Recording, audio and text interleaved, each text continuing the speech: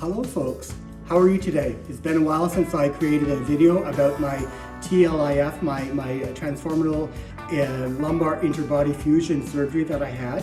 And tomorrow actually is going to be my anniversary, my 1 month anniversary since I actually had my surgery. I had my spinal surgery back on March 27th, and tomorrow will be April 27th, so I'll be celebrating 1 month. So happy anniversary to me, yahoo! And you know what, everything is going really well. So what I want to do is create a new little video to update everyone, family back home, friends, and of course anyone who is going through the same journey, anyone who is considering to have back surgery in the future, or anyone who has been approved for back surgery and will go through it. So definitely I found videos like this that I found on YouTube and elsewhere on the web very beneficial for me before my surgery. So I'm hoping that this little video will help anyone who is suffering with any kind of pain, especially back pain, and will be going through a similar process. I had a TLIF, or a fusion surgery, where I'm going through right now. I'm healing from it. I'm having a fusion of L5, S1, my L5 lumbar, and my S1, my sacrum. The disc was removed. They put in cages and rods and screws to hold me all together. Some people have multiple levels done. I was fortunate enough to only have one level done. They're considering two, but I had one done. So anyway, today is April 26th. Tomorrow will be April 27th. It'll be 1 month since my surgery. And what I want to do is talk about a few things today about what to expect in that first month. Well, after being released from the hospital, you usually spend a few days in the hospital, sometimes not. I spent 4 days in the hospital, and when I came home, you are feeling a little bit weaker than normal because, of course, you were put under anesthetic, and of course you had a pretty major operation. They actually cut open your back and they removed part of the bone, and they repaired your spine. So you have new hardware put into your body, and your body, of course, is adjusting for that. But you know, I'm doing so well. I'm so pleased and so happy, and thank you for all your prayers and all that you've been sending to me, because they're working. I'm feeling so great. I really thought my first months after surgery would be very, very slow, very take it easy, and not moving around a lot, most of the time in bed. But that's not it at all. I'm actually improving really, really quickly, and I'm very happy about that. And I think the secret is, as all my physiotherapists said, especially my physiotherapist here in Toronto and my physiotherapist that I had in Torremolinos, Spain, was get strong, practice everything, do everything before surgery. The stronger you are before surgery, the quicker your recovery. And they were right. My recovery is going very quick. I'm feeling great, and I'm thankful to them for that advice, because I worked hard before. I tried to lose weight, and I exercised to make myself strong before the surgery. So anyway, I'm doing well. So where am I at? Where am I at now after my surgery? Well, let me just take a peek here. I'm looking at notes so that I can keep my mind on track. I had my staples removed. When they did my surgery, I was stapled down the back. I had a long scar about 4 or 5 inches down my lower back, right above your backside. And it was sewed on the inside. The muscles were sewn back together. There's bone graft in there and everything. But then they stapled the skin together. So after about 2 weeks, you need to have those staples removed, because they can't stay in longer than that. So on April the 11th, I went to see the doctor and had my staples removed, and everything was healing really well. The doctor said, no, that looks great, no sign of infection. So if you do have surgery anywhere in your body or an open sore, always watch for infection. What do you watch for? Well, you're not feeling well, obviously. You'll have a fever, or you'll have a feeling of unwellness. But at the surgical site, what you gotta look for is redness, itching, pain is really bad, or any kind of discharge, any kind of pus or discharge coming from your surgery. So if you have any itchiness, redness, swelling, pain, or pus, or any kind of discharge, you want to watch for that. If you do have any of those, go back and see your doctor right away, because something's going on. You do not want to have an infection, especially an infection close to your spinal cord. So you want to get that checked right away. I've had none of that. I've had no infection. Everything is totally healed and sealed. My staples were removed. I'm now able to take my own shower. I don't have to worry about water running down my scar. I can clean myself very well. So yeah, and that's the thing too about not to get infection, is clean, clean, clean. Wash as much as possible, taking caution not to use the same cloth that you would for the rest of your body for your scar area. You want to keep that area very clean. You want to keep it covered until it's completely sealed or completely healed closed, because you want to keep it covered, but you want it to breathe so that it can heal your scar. So again, now I'm able to get around, and I'm able to, like I say, wash myself. I just have to be careful. I have my three restrictions that I have to be very careful with, because though my skin is healed and though the muscles are healing back together in my back, it'll take 6 months, a year or longer for the bones to actually fuse together. So I am being held together with those rods, those metal rods and those screws and brackets. But the bone itself to fuse, it's like having a broken bone. If you break your arm, it doesn't heal in a week. It takes quite a while for your arm or your leg to heal. Same thing with your back. So it'll take 6 months, a year or so to heal. So in the meantime, I have to be careful not to agitate that area very much by not bending forward, not lifting anything heavy, and not twisting at the waist. Those are the BLTs. Do not do those, because you'll be putting your healing back a little bit every time you do. You've got to be very careful about bending down for anything. Don't do it. Twisting at the waist, don't do it. And lifting anything heavier than 5 pounds. So just don't do it. It's not worth it, because it'll delay your healing. So when do I follow up with my neurosurgeon? Well, that's coming up in June. So the end of May, I have to go for some more x-rays, and what they want to do is they want to take a look inside to see how the bones are starting to fuse together.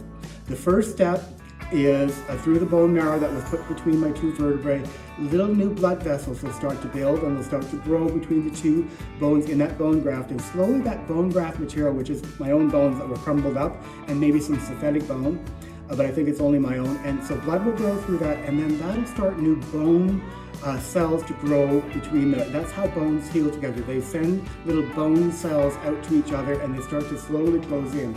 So that'll start to happen around 3 to 6 months, where that bone will start to get really filling around that whole area that now has a cage in between it. There's a cage holding my 2 bones apart. So that whole cage area will fill in with bone.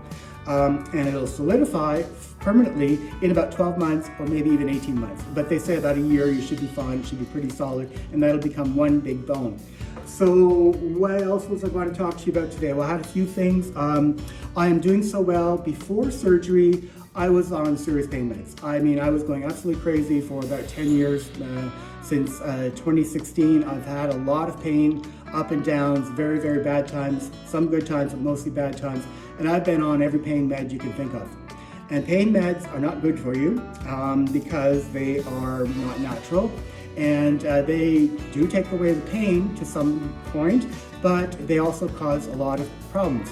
They can start affecting your liver, they can start affecting your kidneys, they can affect your stomach, and of course they can affect your mental health, because a lot of the opioids especially make you sleepy, they change how you feel. So the faster you can get off pain meds, the better. And amazingly, about a week after my surgery, a few days after I got home, I decided, you know what, I'm not in so much pain, I'm just going to stop taking my pain medication, including Tylenol. So I stopped taking any pain medication, especially the opioids. Did I go through a withdrawal? Yes, because I've been on opioids for so long, I went through a bit of withdrawal where I was feeling kind of weird, I was dizzy, I was kind of anxious a little bit, but that's because I was used to taking basically a narcotic. I was taking narcotics for so long, but after about 3 days, I started feeling better. And you know what? I'm so happy I'm no longer on any of that pain medication. The only thing I do now for pain is a little bit of a heating pad, perhaps an ice pad, but I have so little pain, I don't need to take any meds. I only had a Tylenol in the last 2 weeks for a headache. It wasn't anything to do with my back pain. It was for a slight headache because I slept wrong one night and I had a headache in the morning. So try to get off the pain meds. That is number one, because they're not good for your body. They're not good for you. We need to just try to be back to ourselves without having to take any kind of pain meds. So in this first bit of the first phase, I suppose, after spinal surgery, after having your surgery, you have to try to do something. Lying in bed is not good. If you lie in bed too long, you're going to end up with blood clots in your legs. Not good, because if you get a blood clot and you don't get it treated, you can die from a lung aneurysm, you can have a heart attack, or you can have a brain aneurysm. All those three are nasty. No one wants those. So move, move, move. And if you can't move, there's a few exercises I'm going to go through shortly to keep you moving in bed. But the best thing is get out of bed and walk as much as you can. If that's only for 2 or 3 minutes, then that's what you need to do. Just get out of the bed, walk to your kitchen, walk back, lay down again. The secret is listen to your body and don't overdo it. But it's important, no matter how much pain you might have after surgery, to walk, walk, walk. We're only approved after surgery to only do walking. Walking is our only approved exercise except for the bed exercises. And that is what your body needs to get the blood flowing back to your spine, the muscles healing around your back, and so on. So I've been walking. I started walking in the apartment here with my walker. Then I started walking down the hallways here in the building. And then after that, we're very fortunate we have a walkway up on our roof where I can walk around the roof. I was doing that with my walker. And surprisingly, I thought I'd be using my walker way into the summer months. I thought I need my walker to be hanging on, to keep my balance because I was feeling a little bit weak. But surprisingly, after about a week and a half, 2 weeks max, I said, you know what? I think I'm strong enough to walk without my walker. And I decided to go out with a friend. I went out walking with Pierre. And just in case, I didn't want to fall over or anything. And I only took my cane. And I said, you know what, I'm strong enough to walk with my cane. So then I started walking for the last little bit with just walking with my cane. And even after a while, I was holding my cane up in front of me, not even touching it on the ground. I was able to walk without pain, better, as good as possible, better than in years, with no supports. I didn't need a cane, I didn't need a walker, and I was walking well. The secret is not going too far. You have to build yourself up. So one day you walk a block. The next day you might walk 2 blocks. The next day you might go 1 extra one, or wait 2 days and then go, around the block kind of thing. And you work yourself up. So I have been able, luckily, to work myself up to walking up to over an hour now. I'm now walking without problems, without any support for up to an hour. And then, of course, I need to come home and I need to rest. And I do have little naps in the morning and little naps in the afternoon before lunch. And, of course, after lunch, I'll have nice naps. And that's what your body needs to heal. But walking is so important. You need to do that because what's happening is it brings the blood flow to your body. It keeps your bowels moving. It keeps your bladder moving. Everything functions better when you're walking. And it's so low impact. Walking is the key. And also walking, and I know this from past experience because I've always been a walker. I used to walk 3-4 hours a day. It's good not just for your body, it's good for your mental health. It's really get out, smell the air, see the birds, look at the flowers, see the leaves blowing in the trees. Your mental health gets picked up so much whenever you're outside, walking around, looking at nature, greeting people, whatever it might be. It's so important to do that. So walking is good. I'm not going to be approved to have any physiotherapy or anything like biking or swimming or what have you until later, I assume in June when I go back to see my neurosurgeon. I'm seeing my neurosurgeon, like I said, June 3rd. Before that, I'll need to get some new x-rays to see how my spine is healing. I'm assuming those blood vessels are starting to grow now between my bone marrow, and the bone will start fusing together very slowly, but it's a long process. Step 1 is seeing the neurosurgeon again June 3rd, and he'll let me know how well I'm doing in terms of healing or fusing that bone area together, those 2 vertebrae, the L5 and S1 bones together. So next up, what I want to do is go through a few tips and tricks that I learned when I was at the hospital. They gave me this wonderful little pamphlet, and they have some really cool things in here. I just want to go through them with you because if you're going to go through this or you're thinking about going through this, it's great information to know ahead. So here's a great question. I love this. How will I feel after back surgery? Well, you may feel tender and have minor redness where you had the surgery. Absolutely true. You will feel tender and have minor redness where you had the surgery. It's hard to see because you're first covered with a big Band-Aid, but it is, because when I took it off to change my plasters, my big Band-Aids, yes, it's a little tender and it's red. You know what? You just had a deep cut put into your body. That's normal, very normal. You will feel tired. Tiredness is our body's signal to say we need to rest because we need to heal. So when you feel tired, yes, lay down and rest. Yes, sit down and rest, okay? You could feel slight weakness in your arms and legs. Well, that's because you're not moving around a lot. If you're lying in bed a lot, or you have been lying in bed a lot because of pain, your arm and leg muscles will weaken, and you'll feel a little bit weaker in your arms and legs. That's very true. You definitely will have a stiff back, hopefully not a painful back, because when the muscles were opened up, they were pushed aside to get into the spine, they're growing back together, they're attaching back to the bone, and that will cause stiffness because there's scar tissue there. But over time, once you get moving, especially that walking, that stiffness will go away and it'll feel so much better.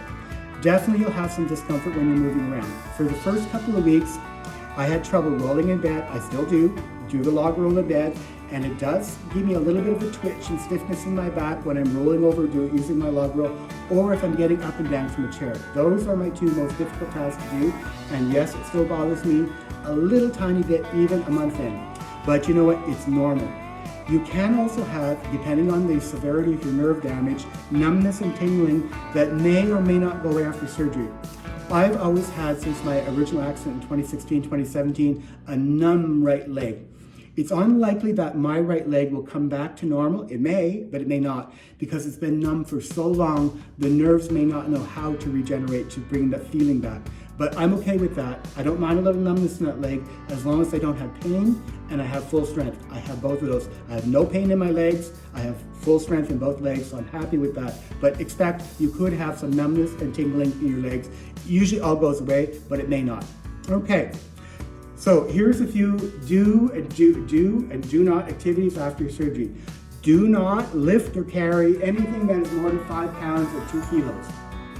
Do not do any heavy exercising like sports such as hockey, basketball, skiing, etc. That's really silly. You're going to wreck your surgery if you try to twist and move. No bending, no lifting, no twisting. Well, all of those heavy sports or exercises need you to do that. Don't do it. Don't do it. Your surgery will fail and you will have spent a lot of time and you'll have to go back and have another surgery done. You don't want to do that. Just behave, listen to your body, do light exercises until your fusion takes place, okay? Do not participate in heavy duty housework, such as heavy baskets of laundry, shoveling heavy snow, vacuuming. All of that means bending or lifting. You don't want to do those. Get some help or do a tiny bit at a time. What I'm doing for laundry is if I need something washed, I only put one little shirt or two in and low water so that I don't have to do a lot. And I use my grabbing stick to pull them out of the washer so I don't have to bend. So you can still do your task, you just have to do a little bit slower.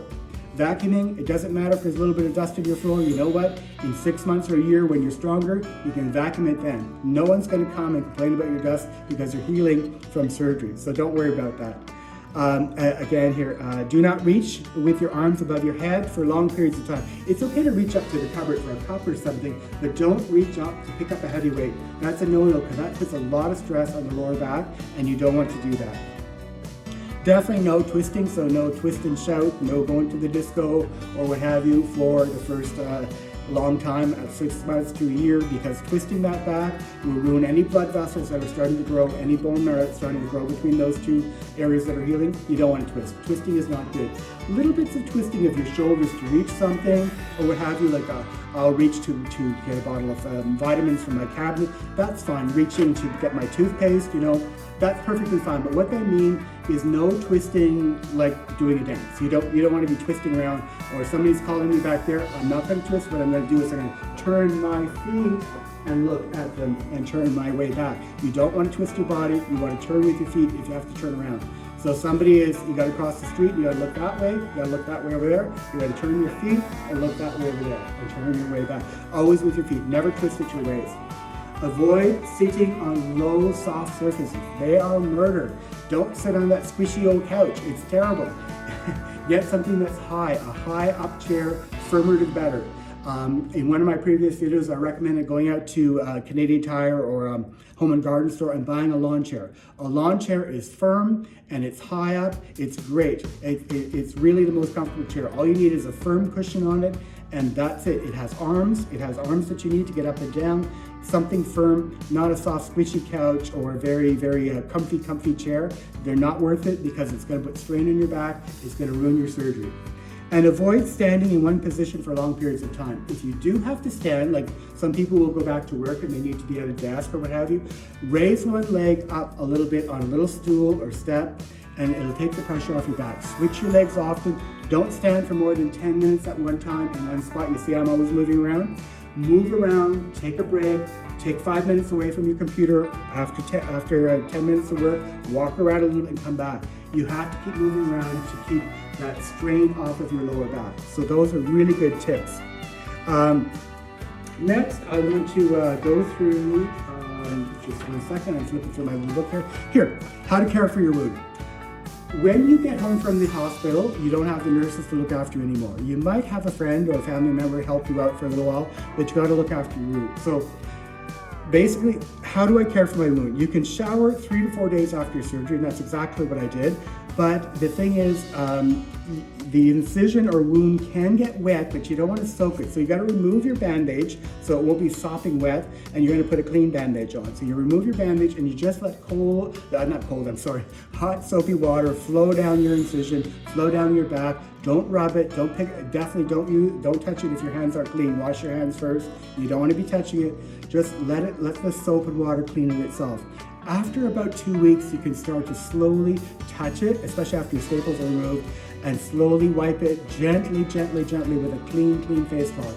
Because you don't want, if you have any scabs, you don't want those to fall off. You don't want it to bleed. You don't want any infection. You want to try to avoid it until it's fully closed. Once it's fully closed, you can go back to washing like normal. And I'm already there, luckily. Try to avoid using, and actually in the very beginning when it's an open scar, no creams, lotions, ointments on the wound, because that will stop it from healing quickly. You want it to dry out. You want it to dry it and heal quickly. And if you have staples, of course, the nurse will tell you when to get them removed. It's usually about 2 weeks after your surgery. Finally, I want to talk about when you first get home, you don't want to have pneumonia in your lungs and you don't want to have a blood clot in your legs. I talked about blood clots, pneumonia in your lungs is the other one. When you lie in your bed for too long, your lungs get filled up with fluids. That's not good. You don't want that. So you want to be able to keep breathing. Actually, in the hospital for some patients, they give you something called the spirometer, where you have blow, and you got to get a little dial up to a certain number to keep your lungs clear, because you want to keep clear lungs so you don't get pneumonia. I've had pneumonia in the past. It's not fun. It's a heavy infection in your chest, and it's not fun. So you don't want to have pneumonia. You want to do everything to avoid that. So to avoid that, they've given me wonderful little exercises that you do. They are back exercises that you do when you first get out of the hospital. Oops. Now, I just dropped my paper. Hang on, I'll be right back.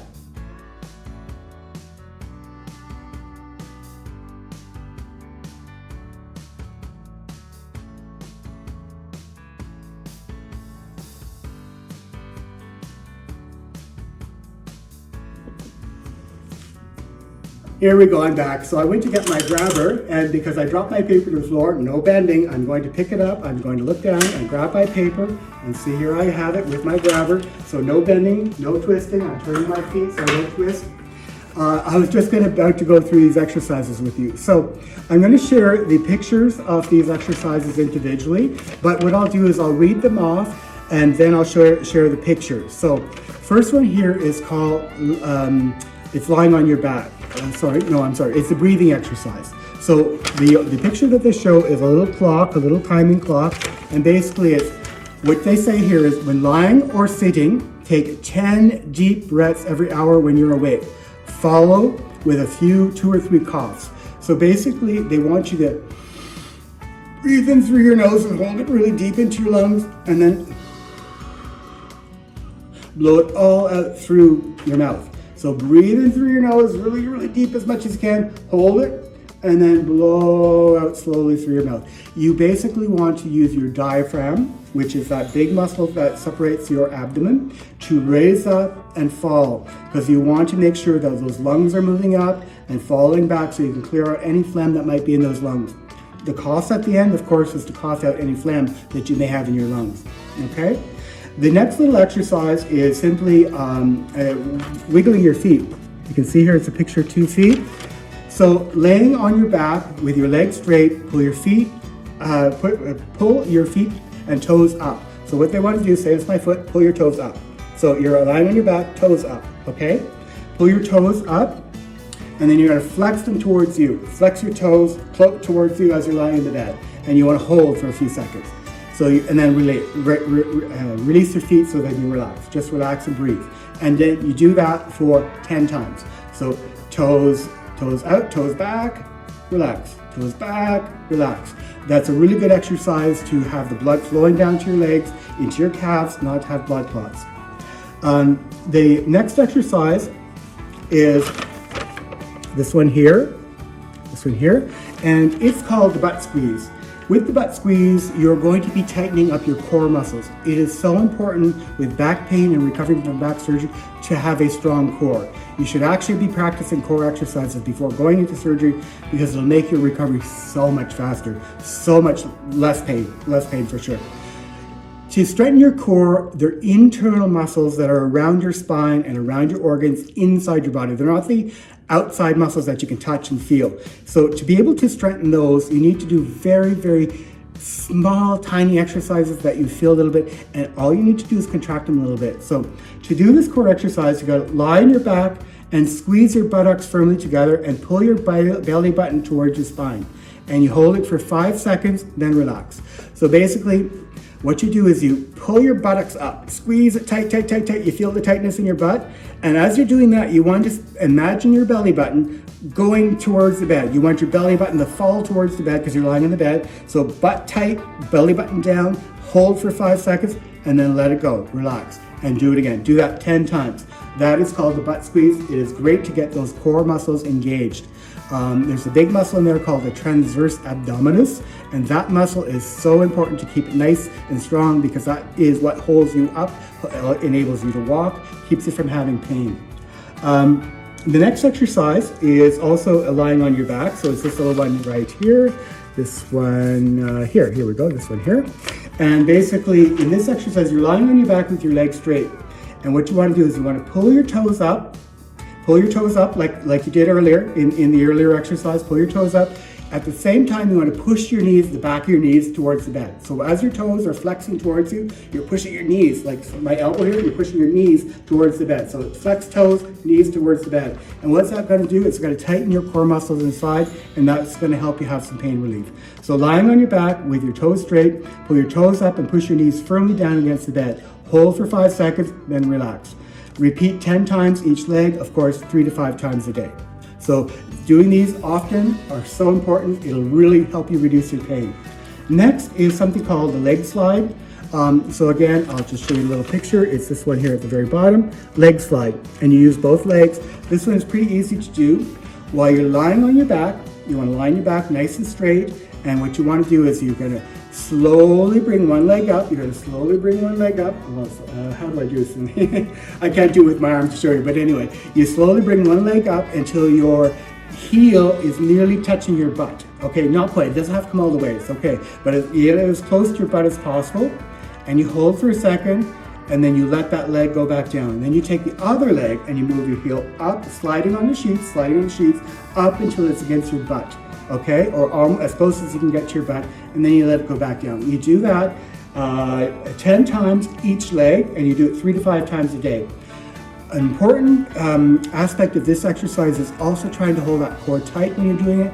So imagine your two hips, your hip girdle, your two hip bones on the outside, pulling together with an elastic band. So if this is my two hips here, they're pulling together. Try to pull them together like this, and what that'll do is that'll make your belly button sink to your back, to the bed. So pull your hips together, your belly button down, pull that really tight, hold, and then start moving your legs, because that's going to give you a more engagement of your core muscles. So really, really great exercise, the leg slide. Next little exercise is this one here at the top. And for this one here, you're going to put a little pillow. I have a little cushion from my chair that I put under my knee. That's all you really need. Or you can just use your bed pillow, just turn it the other way. It's fine. So lying on your back with a roll beneath one of your legs, straighten your knee. So basically your knee is up and out. Your knee is up and out. So your leg is up and out with a little pillow here under your knee, okay? And then you let your leg slowly bend at the knee down. So leg up, down, leg up, down, leg up, down. Nice and slow though. I'm going too fast here. It has to be nice and slow.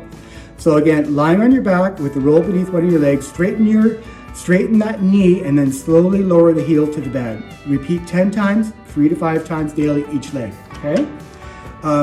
Next one that I want to talk about is the last exercise, then I'll come to the very last one. So this one here is a person lying in the bed, and they're spreading their legs back and forth. So this is like doing what was it called when we were children? Jolly jump up or something, where you used to spread your legs and you used to jump. You don't want to be doing that. But in the bed, what you do is you lie flat on your bed, your arms at your side, and it's like making a what do you call it? A snowman in the No, an angel in the snow. Yeah, you're making an angel in the snow, but you're not using your arms. You're just using your feet. So you're going to spread your legs as you're lying on your back as far as possible, and then you're going to bring them back together where the two heels are meeting. Again, spread your legs, two heels meeting. Spread your legs, two heels meeting. Arms stay at your sides. Again, you want to do these 10 times, but 3 to 5 times daily. These are so important to help you have less pain in your hips. This really gets the hip, what are they called? I've forgotten my muscle names, but the muscles in the hip moving again. And that's so important, especially to help you after walking, okay? And the last exercise is one where you're sitting in a chair. This is a little one here. So basically, when you get up and you go to sit in a chair for your meal, or you just want to watch TV for a little while, you want to sit looking at the window, whatever, you're going to sit in your chair with your legs, sit in your chair with your thighs supported. So what that means is you're going to sit in your chair, push your way all the way back so the upper part of your leg or the thigh part of your leg is fully supported. So you want to have your knee to your hip against the bottom of the chair, okay? Your back should be straight against the chair as well. So sitting in the chair with your thighs supported, straighten your knee. So you want it with your back straight. I'm not going to do it because I'm standing, but with your back straight and your legs firm on the floor in that 90-degree angle, you're going to lift one leg, okay? And you're going to straighten your foot out towards you as you were doing in bed, but this time you're doing it in sitting. This one is really, really great to get you to have a strength in those legs. So again, you want to do these 10 times a day, 10 times each leg, and you want to do them 3 to 5 times daily. So basically, folks, those are great little exercises that anyone can do to strengthen your core and to avoid you, especially if you're bedridden, if you've been bad a lot, to not get pneumonia in your lungs and not have blood clots in your legs. No one wants those. So again, it's my 1 month anniversary tomorrow. I'm celebrating 1 month after my surgery. It's going to be a long recovery, I know that. It'll take 6 months, 12 months, 18 months for my fusion to actually fuse. But the hard part's over. Now it's the easy part. It's just being careful not to ruin the hardware in my body, not to ruin the fusion that's starting to happen. And it's taking it easy with no bending, no lifting, no twisting, listening to the doctors, eating healthy, eating good foods to make sure that you can get all the nutrients your body needs to grow new bone. You want to make sure you have calcium. You want to make sure you have good protein, definitely fresh fruits and veggies if you can. I know prices are so expensive. What I'm doing to save a little bit is buying frozen fruits and veggies because they're a little cheaper than buying fresh, and that's what I need to do. I love eating strawberries, so I buy them frozen, let them thaw out. It's just a great snack, nothing on them, just the way they are. I eat a lot of oatmeal. Oatmeal's great. I'm drinking soy milk because there's protein in soy milk. And there's also calcium. So eat healthy, do your exercises, and keep calm and carry on. That's all you can do whenever you're recovering from a back surgery. But everything is really going great for me. I thank all of you for your support over these last months. You've all been fantastic to me. I really appreciate this. I hope this little video will help you out, especially if you're suffering, or you'll find it informative, or if not, maybe you'll just get a good laugh looking at me, the silly little Ricky. Anyway, I'm Rick Goetze. I'm the author of the Little Ricky series of short stories. My short stories contain many collections, well, a couple collections. Little Ricky, the boy from Otter Lake, Little Ricky, the lad from Otter Lake, Adolescent Adventures, and the latest that I'm writing now, I'm on my 4th story from the 3rd collection, Little Ricky, the young man from Otter Lake. I have a Christmas collection of the 3 Christmas stories put out. I have another little book called Christmas Kisses, An Adventure Like No Other, Christmas Adventure Like No Other. And what else do I have going? Yes, well, the 3 stories that are in the new collection, I'm selling them individually until the collection is available. The first one is Cancer Hurts When the Father's Teachings Touch the Son. The next is A Man's Journey to Independence and Acceptance. And finally, Ricky's Journey Home for Christmas. Currently writing a new love story. It's not published yet. It's coming. I'm going to be calling it A Thriller, Coming Out for Love. I can't wait to have that published. It's my job that I'm working on because it's easy to do while I'm recovering, so I can work on that. And finally, I have the sequels out. The sequels for Little Ricky, the Boy from Otter Lake. It's Little Ricky, the Boy from Otter Lake, the sequels. 12 new short stories for that first collection. So basically, in each of those original stories, Little Ricky and the characters in the stories ended at a certain point in time, like the story was done.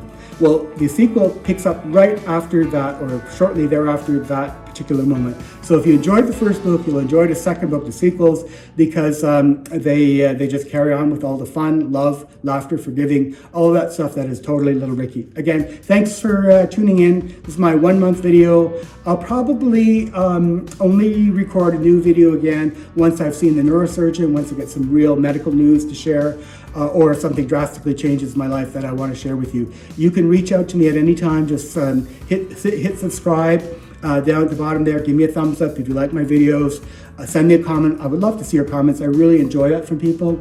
It gives me a lot of joy to know that people appreciate what I do. So again, subscribe, give me a comment, give me a thumbs up. Love to hear from you. If you need some advice, you're going through back pain issues yourself, I'm here for you. I'd be happy to give you any advice that I have. Take care, everyone. Bye-bye.